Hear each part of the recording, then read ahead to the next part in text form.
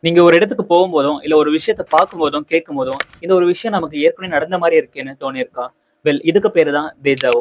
இதுக்கு பேரு தேஜாவுன்னு நம்மள நெறைய பேருக்கு தெரிஞ்சிருக்க வாய்ப்பு இருக்கு. அது ஏன் அப்படி நடக்குதுன்னு நமக்கு தெரியுமா? உண்மைய சொல்லணும்னா, இது நம்ம பிரெயினோட ஒரு எரர்ன்னு சொல்லலாம். அதாவது நம்மளோட பிரெயின்ல ஒரு மெமரி கிளிச் நடக்குது. அது என்னன்னா, நம்ம பார்க்குற, நமக்கு தெரியிற புது இன்ஃபர்மேஷன நம்மளோட பிரெயின் பழைய மெமரீஸ் மாதிரி சேவ் பண்ணுது. எக்ஸாம்பிள்க்கு சொல்லணும்னா, இந்த கேமரா ரிவைண்ட் பண்ற மாதிரி. So when you think you remember something, you are actually just experiencing the memory glitch. உங்களுக்கு ஒரு விஷயம் ஏற்கனவே பார்த்த மாதிரியோ, இல்ல கேட்ட மாரியோ தெரிஞ்சுச்சுன்னா, அது உங்க பிரெயின்ல நடக்கிற ஒரு மெமரி கிளிச்ன்னு தெரிஞ்சுக்கோங்க.